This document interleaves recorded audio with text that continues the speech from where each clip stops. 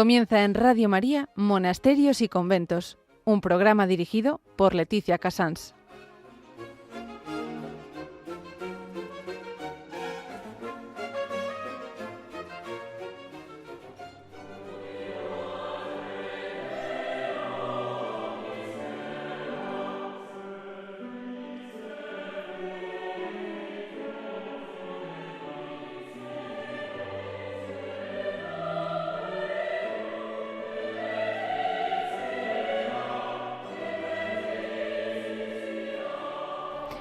Muy buenos días a todos los oyentes y ante todo feliz Pascua de Resurrección, que es como este programa abre de la mano de la Pascua. Son las 11, las 10 en Canarias, estamos en Radio María y comenzamos Monasterios y Conventos.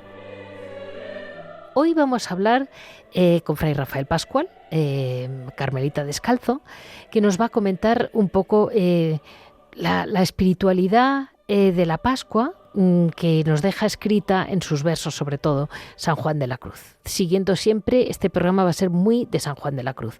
En Historia y Carisma vamos a hablar con las Carmelitas Descalzas de Granada, que fue una fundación de Monasterio de San José. Fue una fundación de San Juan de la Cruz de la mano de la beata Ana de Jesús, que acaba de ser hace poco, recordarán ustedes, beatificada.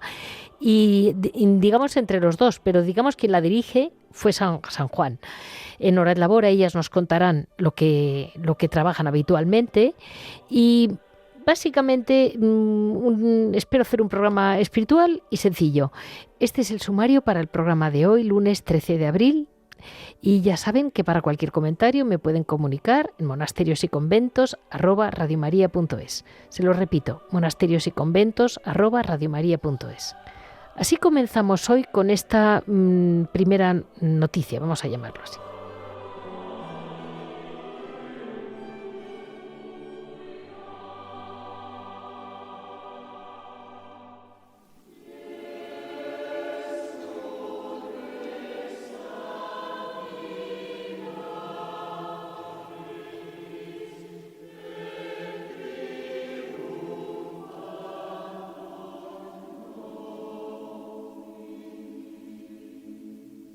Hoy como noticia, quizás es un poco desviado, pero bueno, hay dos temas básicos.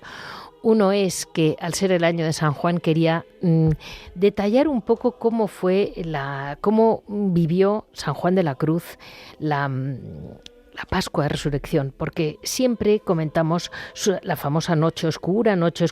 Sí, pero la noche oscura, pero luego él escribió la noche amable, con lo cual él escribió muy claramente que la noche oscura no era eternamente estar a oscuras, sino una noche amable más que la alborada, y era una dichosa aventura, o sea, con lo cual él también tiene muy claro que después viene la gloria, incluida el momento de la Pascua como la vive.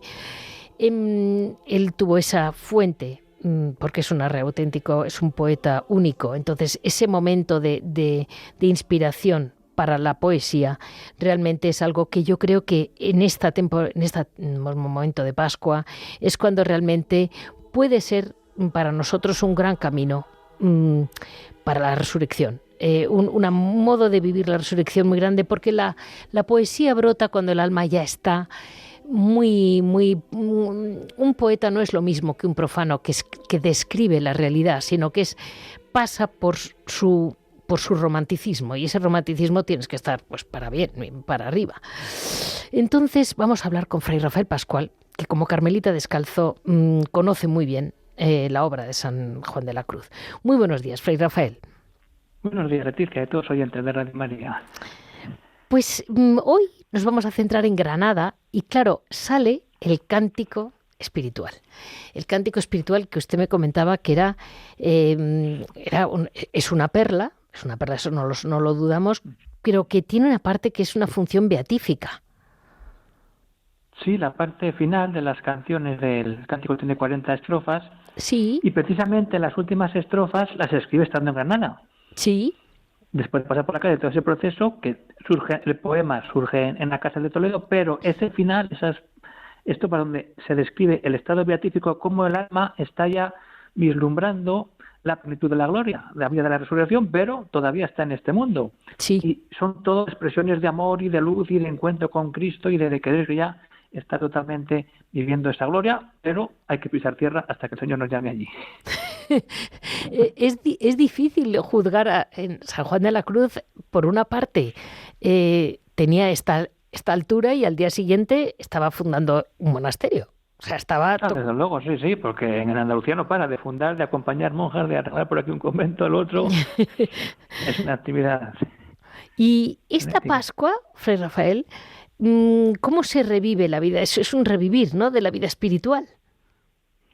Sí, también en cuanto a textos de la Pascua y testimonios, no tenemos de cómo vive la Pascua, así como la Semana Santa o tal, o otras partes sí.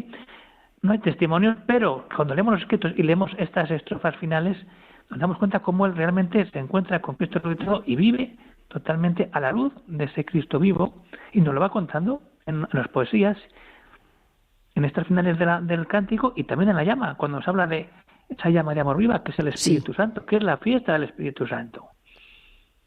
O sea, la llama de amor viva en realidad es el Espíritu Santo. Sí, podríamos ver como ver las tres poesías en una progresión de la Pascua. Por ejemplo, si nos metemos en la noche, lo que decía al principio, es decir, la noche es cuando va oscureciendo, pero la noche profunda, la mitad de la noche, cuando Cristo resucita, es la noche amable más que la alborada. Está deseando vivir esa noche. ¿Por qué? Porque luego empieza a verse la luz, empieza el ventalle de los cedros y todo eso hasta que cesó todo y dejando mi cuidado entre las azucenas olvidado.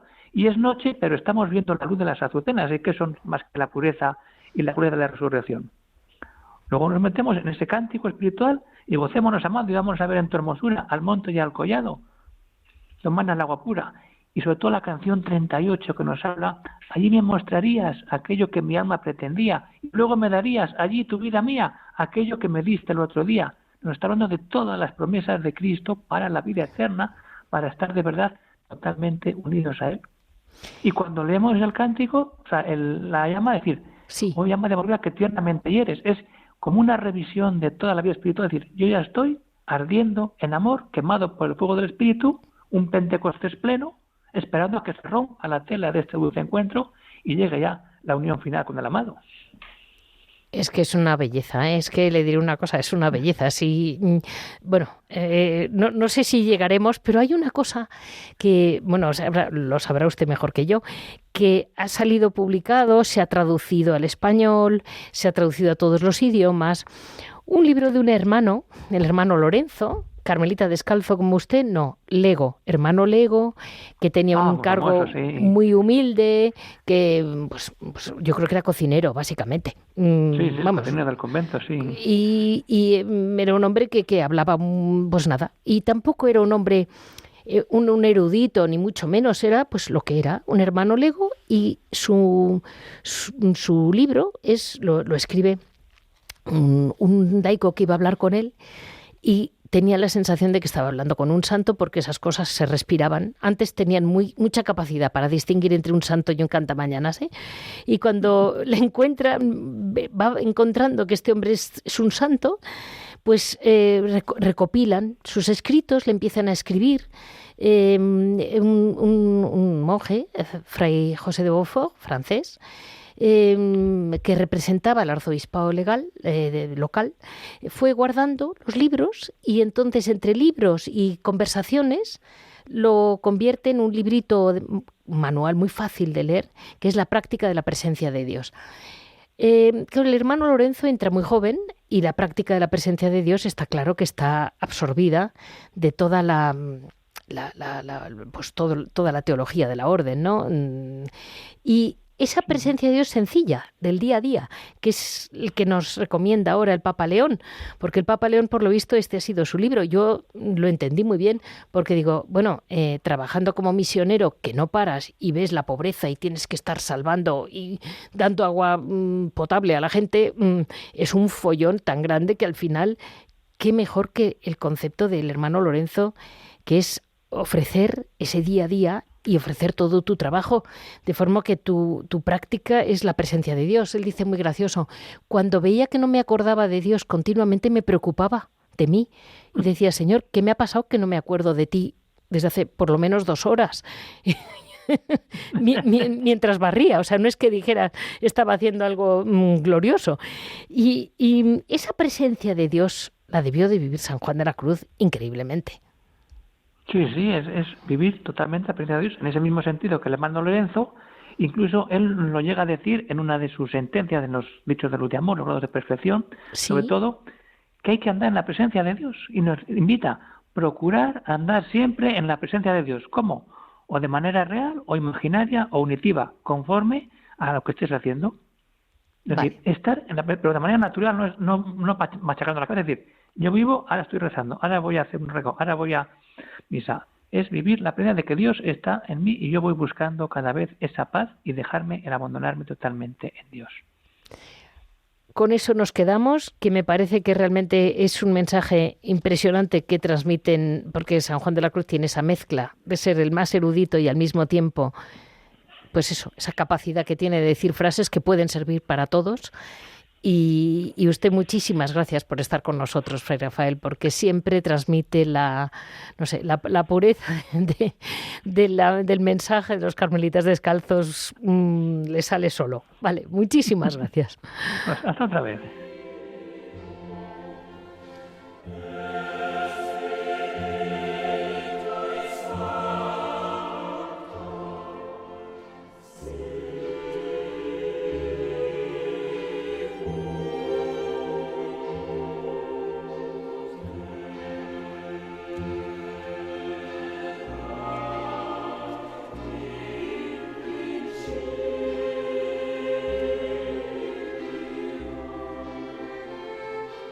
En este programa, básicamente en honor a San Juan de la Cruz, porque realmente hoy este año es un año sanjuanista y de algún modo quiero mencionar a San Juan de la Cruz desde distintos puntos de vista.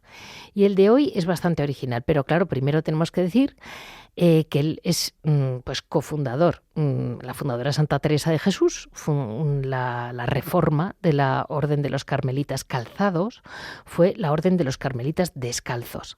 Es una orden católica, las mujeres es vida contemplativa, que es clausura papal, y la mayoría de los hombres son frailes y digamos que tienen los desiertos, de los que hemos hablado muchas veces, a los que ellos se retiran, si quieren pueden retirarse porque lo necesite su alma, vamos a llamarlo así, y la vida práctica de vida activa. Han fundado muchísimos monasterios por todas partes, llevan parroquias, un poco distintos papeles.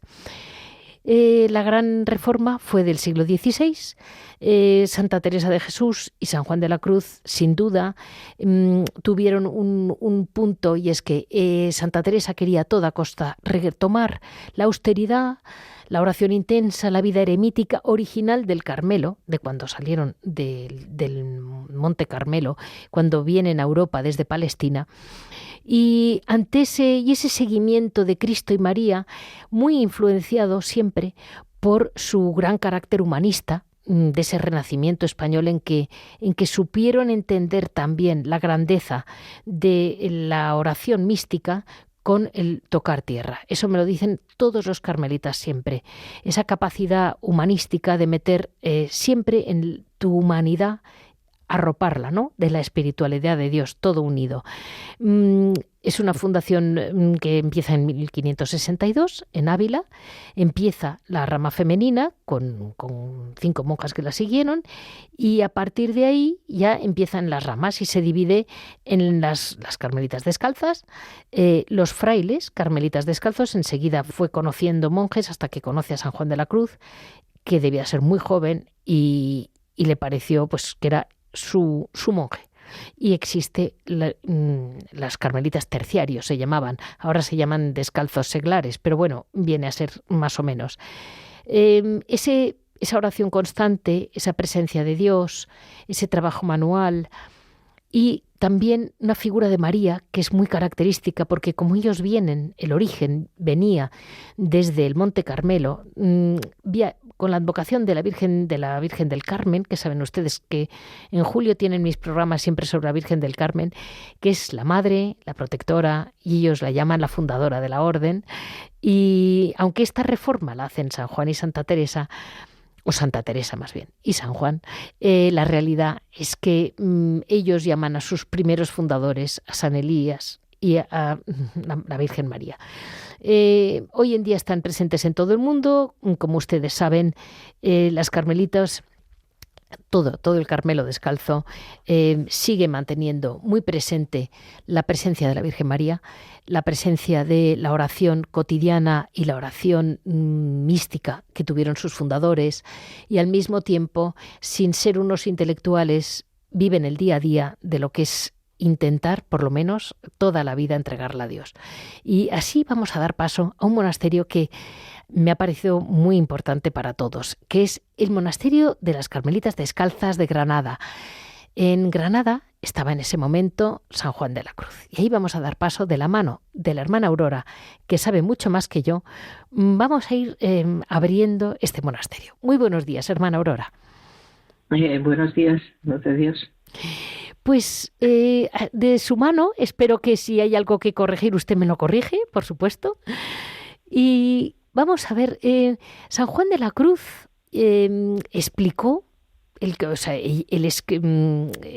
escribió en Granada el final del Cántico Espiritual y la llama de amor viva. Y ahora usted me lo cuenta. La llama de amor viva, si no me equivoco, se lo dedica a la hermana, la beata Ana de Jesús. No, la llama de amor viva se la dedicó a la señora doña Ana de Peñalosa. Ah, vale. Que era una señora que benefactora de las monjas y de los frailes, una vez que ella conoció a Juan de la Cruz, sí. Entendido. Porque lo que le dedicó a la beata Ana de Jesús fue el Cántico Espiritual. Entendido, o sea que es cambiado. Yo lo tenía, vale. Y la llama de amor viva la escribió San Juan, si no me equivoco, en lo que era su convento en aquel momento, que es lo que hoy es el Carmen de los Mártires. Si no me equivoco, está pues debajo de un olivo, en una noche. Poco menos. Yo miraba aquel olivo cuando fui a Granada y decía, yo miraba el olivo y digo, oye, inspírame un trocito, no hace falta que yo entienda tanto, pero ¿cómo pudo escribir esa llama de amor vivo allí? No sé, la verdad es que el lugar, pues, como bien has dicho, ahora mismo es el Carmen de los Mártires, entonces era el convento de los Mártires. El lugar es precioso. Sí. O sea, es un sitio, un monte, es un sitio que, yo comprendo que él se inspirara mucho allí, en aquel lugar, y tuviera muchos ratos de oración en ese sitio, debajo de ese, vamos a decir que se conoce como el Cedro de San Juan de la Cruz, aunque los expertos dicen que es un ciprés, pero bien. Lo de que fuera por una noche, yo no sé, eso me parece un poco dudoso, puesto que las noches entonces eran noches oscuras de verdad, no había luces.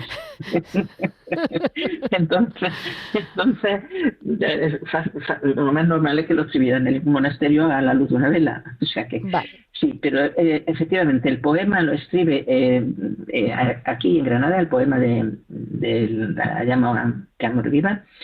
Y luego el comentario también. Por supuesto, el comentario no pudo ser en una noche, pero creo que fueron 15 días, o sea que tampoco es que fuera mucho. Pero es una belleza de escrito, es una belleza.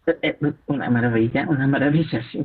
Es como el final del Cántico Espiritual, o sea, como el culmen, ¿no? El Cántico Espiritual termina de una manera y aquí ya en la llama ya, pues como que no avanza, diríamos, en los estados, sino que ya es el final, la unión del alma con Dios y no sé, es una preciosidad. De hecho, el Cántico Espiritual, ya el poema lo tenía escrito ya. Mucho del poema lo escribió en la cárcel de Toledo, cuando él estuvo preso. Pero una vez que llega a Granada y que las monjas, tanto en Beas como aquí en Granada, le están pidiendo constantemente que Padre Nuestro, explíquenos, ¿qué quiere decir esto? ¿Qué quiere decir lo otro? pues al final le obligan a escribirlo. Vale. Y sobre todo la madre Ana de Jesús le pide, porque él lo dice en el prólogo del Cántico Espiritual, que le dice a la madre dedicado a la Madre de Jesús, se lo dice expresamente: he tenido repugnancia en hacerlo, pero por su insistencia lo voy a hacer. O sea que a la Madre de Jesús, Ana de Jesús, le debemos pues esa insistencia que tuvo con él para que él plasmara por escrito el comentario. Es que la Beata Ana de Jesús es beata, ¿verdad? Ya, sí, claro. Sí, desde el año pasado. Eso, hace nada. Más, la Beata Ana de Jesús es maravillosa, ¿eh? Es que supo... Fue una gran mujer, ciertamente, sí. ¿Y ella estaba en su comunidad? Ella, vamos a ver, ella era una de las hijas predilectas de Santa Teresa, sí. O sea, junto con María de San José, sí. Ana de Jesús eran, pues yo no voy a decir la mano izquierda y la mano derecha, vamos a decir que las dos eran manos derechas, ¿no? Sí. Pero en fin, Ana de Jesús se la había llevado, Ana, la madre Santa Teresa, se la había llevado a fundar a Beas de Segura. Vale. Cuando surge y la había dejado allí como priora. Santa Teresa vuelve a Ávila ya. Siguió otros caminos. Tuvo muchos años en medio. Ana de Jesús estaba de priora en Beas. Allí, cerca de Beas, al convento de los frailes, destinaron al padre Juan de la Cruz. Y allí Ana de Jesús y Juan de la Cruz pues intimaron, porque él era el confesor del convento de Beas. De hecho, hay una carta de Santa Teresa, porque Ana de Jesús, de alguna manera, yo creo que se conocían de vista San Juan de la Cruz y Ana de Jesús, pero no habían intimado.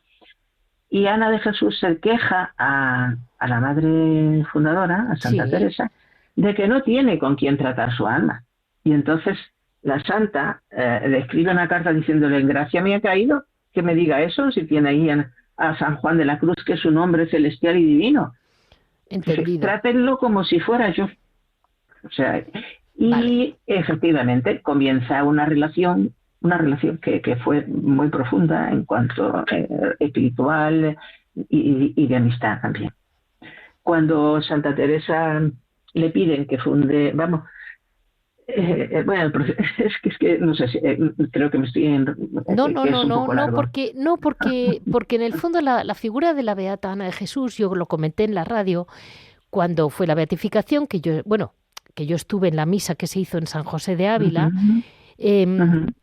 Y bueno, pues la verdad es que sabemos poco, sabemos que murió en Bélgica fundando allí, pero no sabemos mucho más de sobre todo esto es muy enriquecedor, porque de algún modo esa amistad con San Juan hace que pueda presionarle para que escriba esa llama de amor viva, que luego ha sido iluminación para tantas generaciones. Sí, efectivamente. O sea, el hecho es que se empieza a cocinar, vamos a decir así, la fundación de Granada, donde ya vivían los frailes. Los frailes había fundado en 1573, pero no había venido San Juan de la Cruz, eran otros que habían tenido bastantes problemas, pero bueno, ya estaban establecidos en Granada. Lo que no había eran monjas. Vale. Granada era una ciudad pues importante, Granada tenía una universidad, Granada tenía un nivel que a Santa Teresa en alguna carta de ella anterior pues había dicho que vería con muy buenos ojos el fundar en Granada, aunque ella contemplaba que ella no iba a poder venir en persona, ¿no? Entonces, de hecho, fraguaron la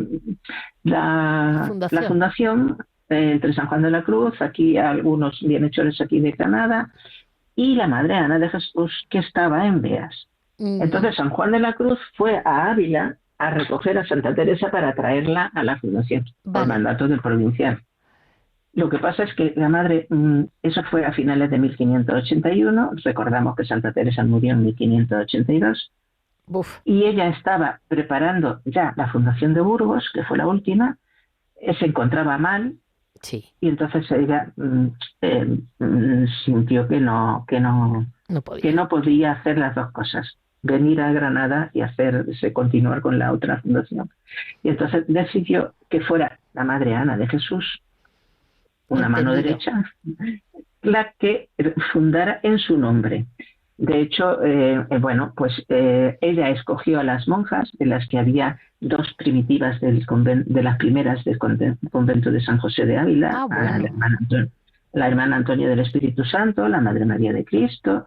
Luego escogió, también vino una sobrina de la Santa, escogió a las hermanas que ella pensó incluso de Beas. Sí. Ella fue una fundación hecha por mano de Ana de Jesús, pero con las indicaciones, vamos a decir más o menos, esto es un inciso, ¿no? que ella dio a la Madre María de Cristo, le entrega las cartas, la Madre María de Cristo estaba en Ávila, claro, para que se las traiga a la Madre Ana de Jesús, que está en Beas, dándoles todas las indicaciones de cómo debe hacer la fundación. O sea, ¿que se considera una fundación de Santa Teresa o una fundación de San Juan? Sí, no, de Santa Teresa. Claro, porque estaba ahí. No fue porque no pudo físicamente. Claro, sí, tampoco fue a Caravaca de la Cruz, también la hizo por liberación. Y también ahí demuestra Santa Teresa, ¿no?, la humildad con que supo confiar en sus hermanas, en sus hijas. Bueno, ella sabía que ella no era eterna y confiaba en las hijas que efectivamente ella había como criado, diríamos, ¿no? En el sentido espiritual, ¿no? O sea, conocía su espíritu perfectamente, conocía cómo ellas encarnaban el carisma y sus deseos, o sea, claro. Pero es verdad que esa humildad, hermana, hoy en día nos falta. Les cuesta a la gente cuando ha fundado algo, las fundaciones más jóvenes, los cargos en el mundo, la gente le cuesta muchísimo confiar plenamente en gente que tiene alrededor. Muchísimo. Sí, y potenciar a la gente que se tiene alrededor y alegrarse de que valgan en ese sentido, pues quizás, no sé si Ana de Jesús tenía más cultura, María de San José sí que tenía más cultura que Santa Teresa. De hecho, hay cartas en que Santa Teresa como que se ríe un poquito, se lo toma un poco así irónicamente, le dice, pues, que usted, vamos, usted no es vuestra reverencia muy letrera, le dice. No, pero ella las potencia, ella no las anula, sino que precisamente saca lo mejor de las personas. Eso es lo que una de las grandes cosas que siempre he leído en la orden, que realmente cada monja se acaba, el primer día hay que obedecer, claro, ¿no? Cuando entras de novicia hay que obedecer, pero poco a poco se va uno como haciendo persona y la orden te da alas, siguiendo el ejemplo de Santa Teresa. Realmente, en condiciones normales esto es así, o sea, siguiendo la escritura de Santa Teresa. Obedecer tienes que obedecer toda la vida, es un poco de obediencia, pero obedecer es algo que te sale de dentro, que es lo que Santa Teresa quería, que esa obediencia o ese seguir la voluntad de Dios que se manifiesta en la comunidad, en la priora, en las hermanas, pues te sale de dentro, por lo tanto te hace crecer, no te achica, no te aniña. Al contrario, te da una libertad que no es lo normal, porque entendemos por libertad hacer lo que nos da la gana, que es seguir nuestro capricho, con lo cual nos convertimos en esclavos de nuestros caprichos, no libres. Totalmente. Qué razón tiene, madre. Qué bien haber podido hablar de la obediencia porque se entiende poco, madre. Y de otra manera, la fundación se llama San José, con muy buen criterio, pues porque no podía ser de otra manera. En la fundación de Santa Teresa de San José, claro. Y entonces, una última pregunta le hago sobre, desde entonces el monasterio ha estado siempre abierto, ¿verdad, madre? Sí. Gracias a Dios, solamente durante la exclaustración, en el siglo XIX, hubo un decreto, una orden en que obligaron a las monjas, a nosotras, unirnos al convento de las Carmelitas Calzadas, que está muy cerca de nosotros, está cruzando una calle, ¿no? Vale. Y nos obligaron, pero fue durante únicamente 2 años. Vale. Con lo cual no se perdió ni la tradición ni el lugar, aunque sí que cuentan las crónicas que al volver las hermanas se encontraron en el convento, que lo habían convertido en casa de vecinos, pues bastante destrozado, que la iglesia habían arrancado el suelo, que era de mármol, por supuesto los retablos habían desaparecido. Ya. En fin, había algún tipo, pero por supuesto la tradición no se perdió. Las cosas más valiosas las hermanas las habían salvado, obviamente. Entre ellas, una de las cosas que más se quieren en la casa es las reliquias que tenemos de la santa y del santo, ¿no? Qué bien. En el que se encuentra un báculo de San Juan de la Cruz y otro báculo de Santa Teresa, un trozo de la sábana, un gran trozo de la sábana donde murió Santa Teresa. Sí. También una cruz que la santa llevaba en el rosario, con la que ella cuenta que cuando sus confesores tenían dudas de que fuera el Señor el que se manifestaba, que ella la cogía en la mano y una vez vio que el Señor se la cogía y se la devolvía llena de piedras preciosas. Eso es una visión mística, o sea, la cruz es una sencilla cruz de madera y ya está, ¿no? Pero esa cruz está aquí también. Luego de San Juan de San Juan de la Cruz, pues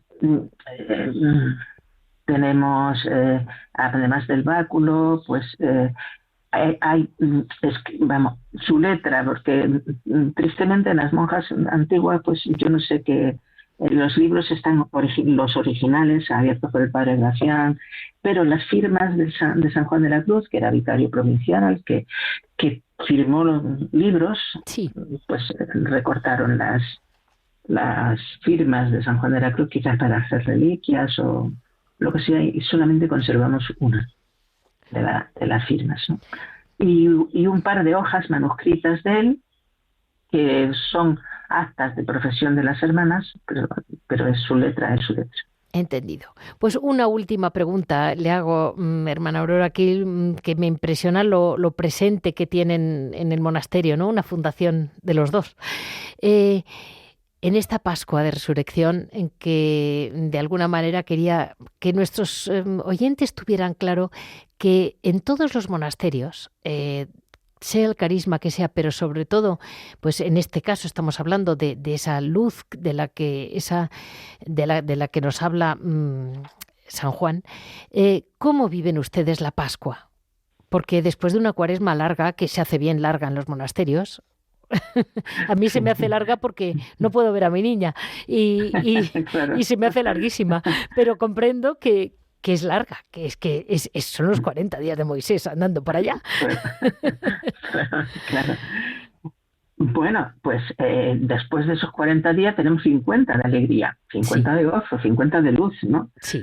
Entonces, ¿cómo lo intentamos vivir? Pues así, y precisamente una cosa que marca mucho y que ayuda mucho es la liturgia. Sí. Pues que estar todo el día repitiendo aleluya, aleluya, el Señor ha resucitado, pues es que al final te das cuenta de que es verdad. Sí. O sea, te lo recuerda continuamente.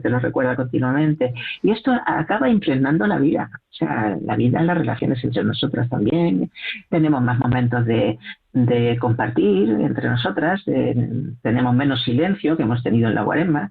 Entonces, pues se vive pues con esa alegría. Luego claro. También con una esperanza como renovada, como más consciente de que a pesar de todas las cosas horrorosas que están pasando en el mundo y que siguen pasando y que bueno, hoy día que vamos a decir con la situación tan difícil, tan dolorosa que están viviendo tantísimas personas, ¿no?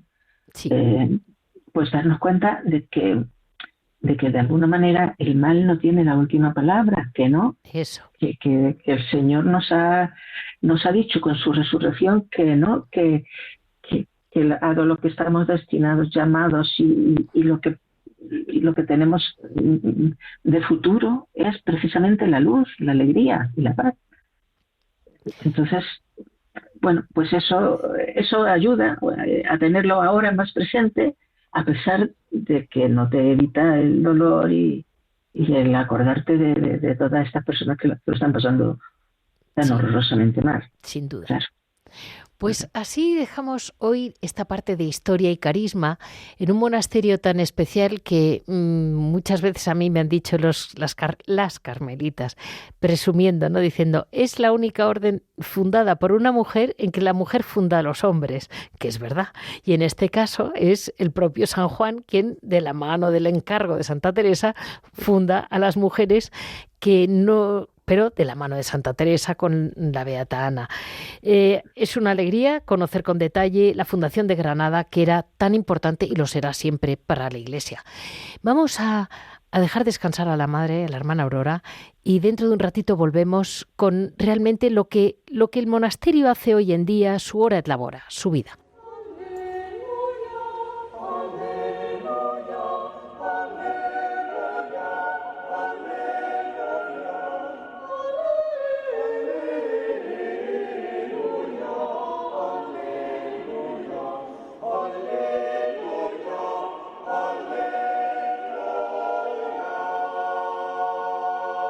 Empezamos en Hora et Labora recordando que las Hermanas Carmelitas Descalzas en el monasterio de San José de Granada su trabajo habitual es la encuadernación.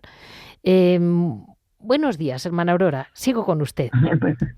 Buenos días, seguimos, sí. Entonces, el estilo, o sea, ustedes, ¿cuándo empezaron con la encuadernación? Bueno, la encuadernación, pues no llevamos, demasiados años, pero en fin, ya como... Vamos a ver, lo de demasiado es que aquí el tiempo es un poco relativo, pues sí. como unos 20 años sí que llevamos. Vale. Sí. Porque faltan encuadernadores, faltan. Bueno, es que la encuadernación que nosotros hacemos es como muy artesanal. Hoy día se hacen de otras maneras, que es más rápida, más barata, menos duradera, también es verdad. Pero bueno, quien quiere pagar un poquito más de dinero, pues porque le compensa la calidad, pues entonces sí. Y me decían que tienen hasta algún libro que se puede hacer de estilo mudéjar. Exactamente. O sea, además de la encuadernación, pues vamos a decir, por ejemplo, fascículos, revistas, normalmente son revistas religiosas, ¿no? Sí. Que es un trabajo más, pues más corrientito, diríamos. Sí. Y luego, por encargo sí que hacemos un estilo muy especial, que además es un trabajo muy minucioso, un trabajo en el que un libro se te puede llevar como 6 meses de trabajo. Sí. Que consta de muchísimas piezas pequeñitas y hay que hacer a mano, obviamente. O sea, muy delicado. Es un bordado. Es un auténtico. Sí, yo le digo bordar, yo no sé, pero según los bordados que yo he visto así hecho por monjas, sí, es una cosa muy delicada, muy bonita, sí. La verdad es que es muy bonita, pero vamos, es trabajoso, sí. Si me tiene que decir algo del monasterio, porque yo solamente decirles que como este año es el año de San Juan, en pleno Granada, tienen a las Hermanas Carmelitas Descalzas y para quien vaya a Granada siempre merece la pena. Sí, bueno, este año pues claro, estamos intentando celebrarlo de una manera especial, ¿no? Claro. Recordar que San Juan de la Cruz... que estamos celebrando los 300 años de su canonización y los 100 de su doctorado. A fin de cuentas, su doctorado se debe a todos sus escritos, pero uno fundamental fue La Noche Oscura, un comentario que hizo en Granada, porque los comentarios a las obras mayores todas las escribió aquí, los comentarios, las poesías ya podían estar escritas en otros lugares y tal, pero luego el comentarlo fue aquí en Granada. Entonces eso es un lugar que estamos intentando que por supuesto, no pase desapercibido. No pase desapercibido, ¿no? Entonces tenemos la ayuda de una cofradía de Semana Santa que está incardinada en nuestra iglesia, sí. Pero que ellos han tomado mucho del estilo o quieren tomarlo, ¿no? De la orden, están muy cercanos a nosotros. Y con su ayuda y también con los carmelitas seglares, que hay una fraternidad que está incardinada en nuestra zona, vale, donde tienen sus reuniones y tienen sus cultos y eso. Entonces, entre los tres, porque los frailes, desgraciadamente, pues hace unos años que ya tuvieron que abandonar la casa que tenían aquí en Granada, aunque también contamos con su ayuda. Eso sí, o sea, los llamamos desde y vienen enseguida y colaboran mucho, ¿no? Sí. Entonces estamos organizando, pues por ejemplo, inauguramos el año, estos eventos, el día de San Juan de la Cruz del año pasado, tuvimos unas conferencias y una una recreación, ¿cómo se llama? Una evocación de la muerte de San Juan de la Cruz, sí, que resultó muy bonita, ¿no? Es con textos de San Juan de la Cruz, a la vez que se relata pues cómo fueron los últimos momentos de su vida, ¿no?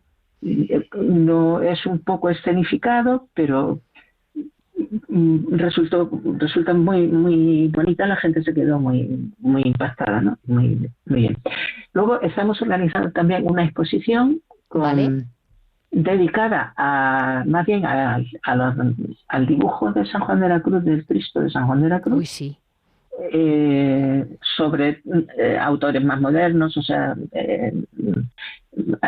artistas más modernos, que esto creo que es en junio, donde en la curia, porque también hemos contado con el obispado, Claro. nos ceden un local en la curia metropolitana, donde podremos hacer esta exposición. También contamos con otros recitales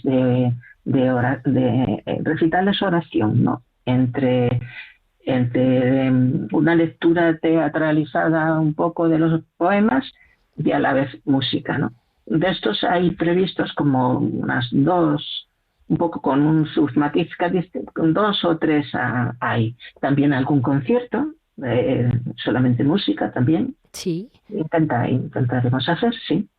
Pues así Además a nuestros oyentes, sí. hermana Aurora, les decimos que cuando vayan a ir a Granada este año, o los que de la zona, que lo miren, que no olviden mirar eventos del monasterio de San José.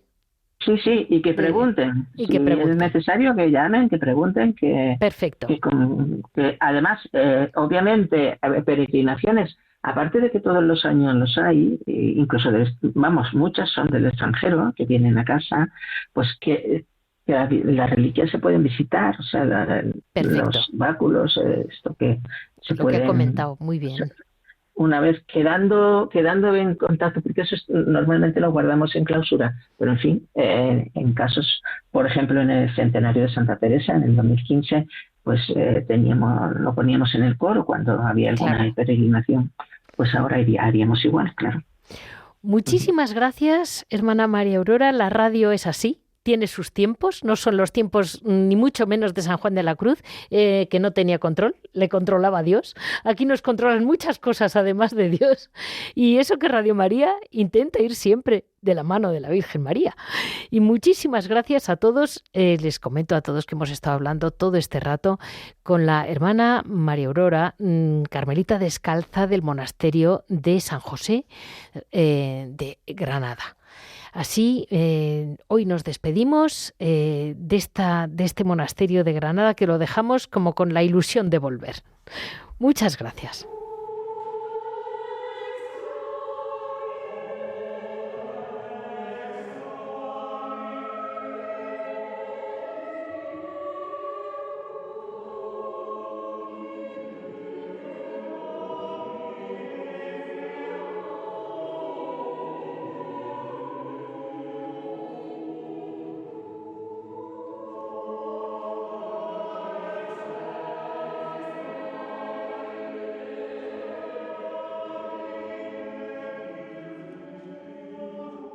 Hoy en Piedras Vivas estamos una vez más con el Padre Juan Carlos, que esté donde esté siempre tiene un huequecito para este programa y yo se lo agradezco enormemente.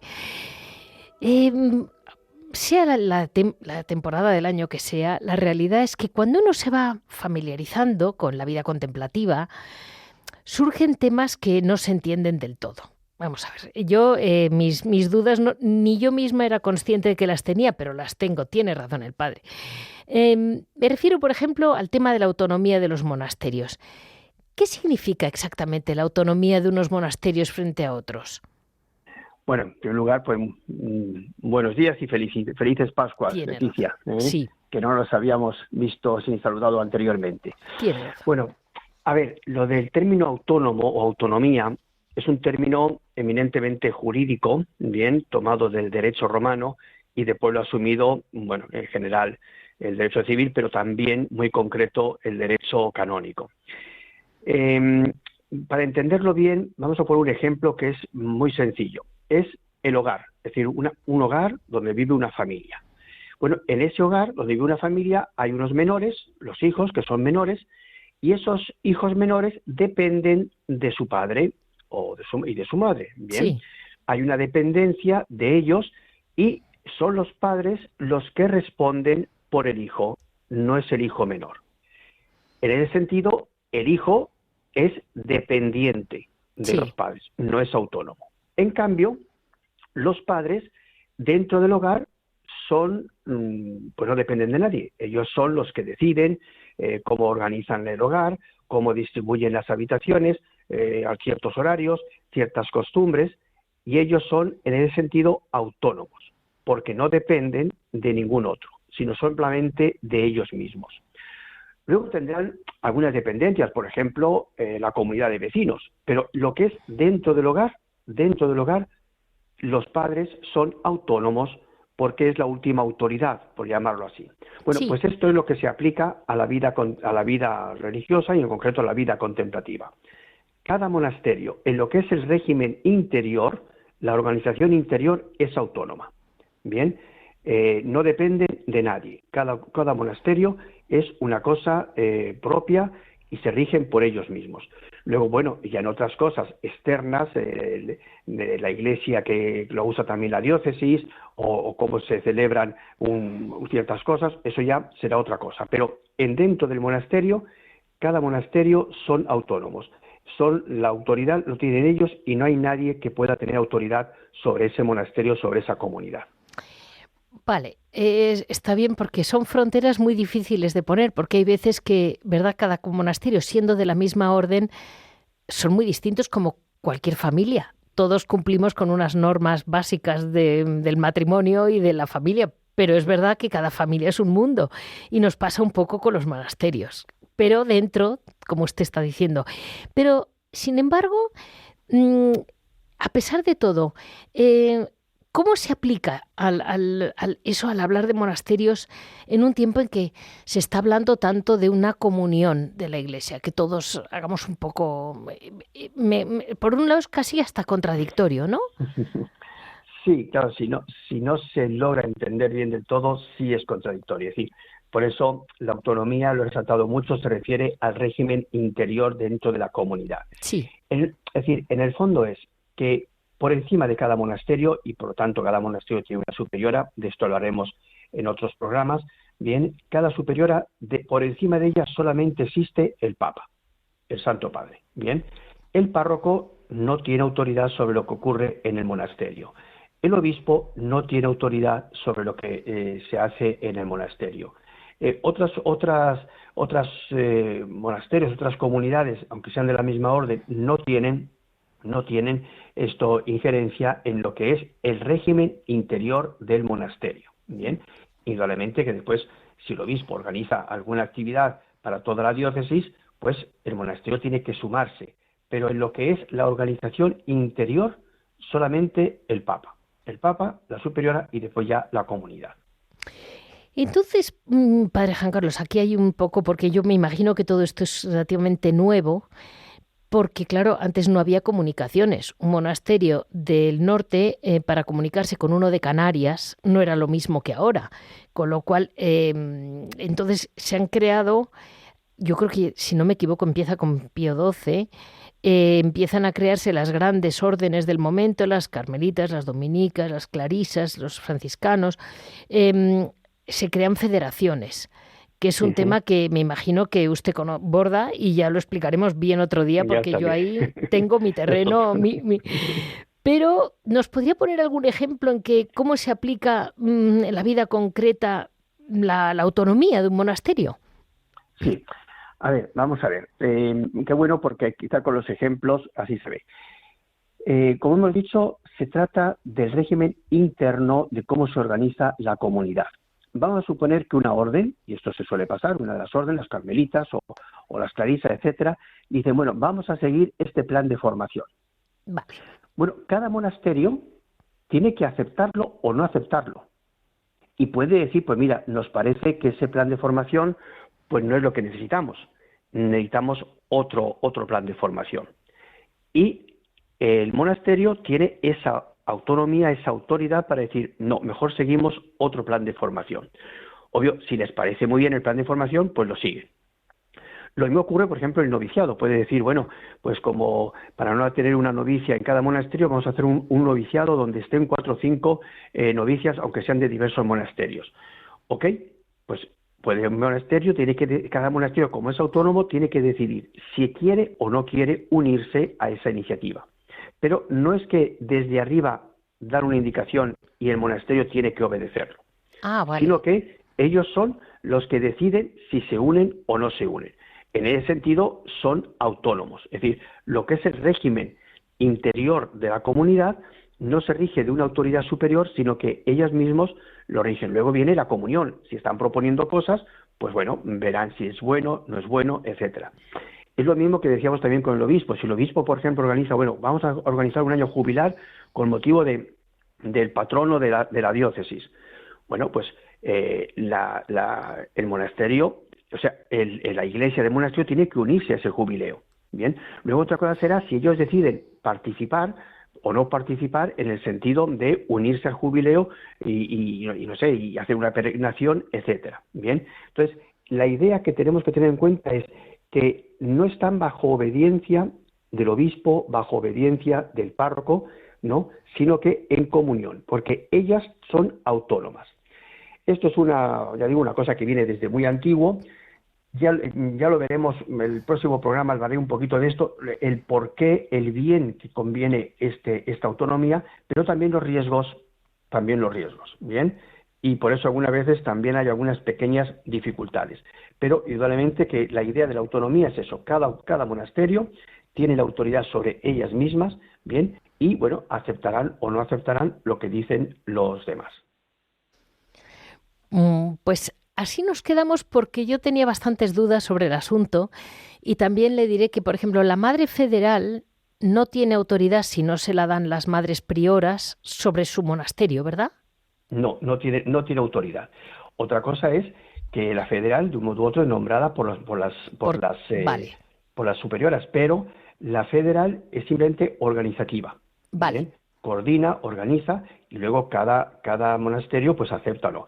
Hay que tener en cuenta que yo lo estoy diciendo de una manera muy jurídica. Luego al final, pues es obvio, si hemos nombrado a esta federal y la federal nos propone este plan, pues todas se unen. Lo ¿no? normal, pero podría, o sea, que saber que por norma jurídica podría decir un monasterio, bueno, yo prefiero otro camino formativo u otra costumbre o lo que nos esté proponiendo la federal. Es decir, la federal no es superiora, no tiene autoridad sobre el monasterio. Perfecto. ¿Bien? Coordina, motiva, promueve, pero no tiene autoridad. Este es el punto que hay que distinguir. Pues ahí nos quedamos y ya es bastante. Muy bien. y la próxima vez seguiremos gracias. para ver todas esas dudas que pueden surgir, que las hay. Sí, las hay, sí. Pues muchísimas gracias, Padre Juan Carlos. Una ilusión en esta Pascua de Resurrección volver con usted, como siempre, renovando temas, renovando y renovando.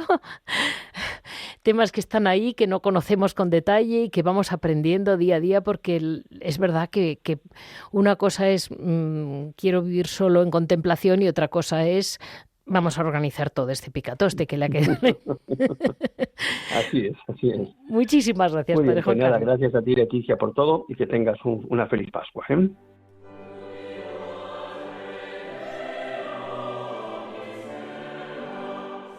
Este ha sido el programa de hoy en que por supuesto, hemos abierto esta Pascua de Resurrección desde como monasterios y conventos y este año, como les he comentado, muy guiados por los 3 santos que son 3 años jubilares, pues muy importantes para la Iglesia y para España porque tenemos mucho monasterio y merece la pena apoyar a las 3 grandes órdenes que este año celebran sus jubileos, por sus fundadores, que se dice pronto.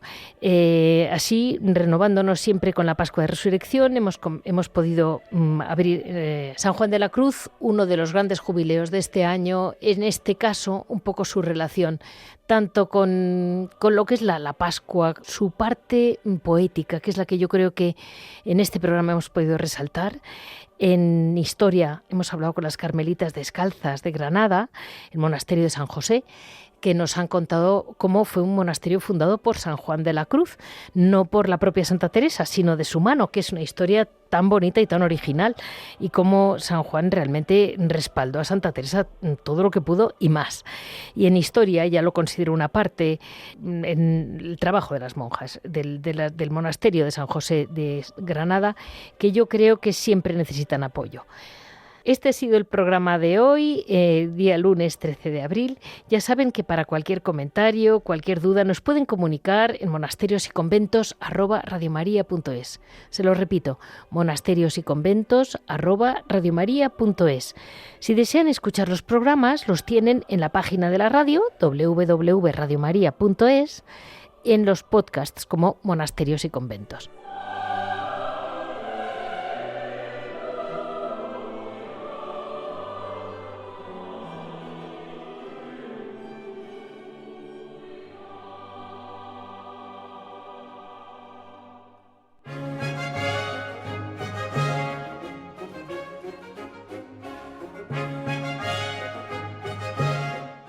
Han escuchado Monasterios y Conventos, un programa dirigido por Leticia Casans.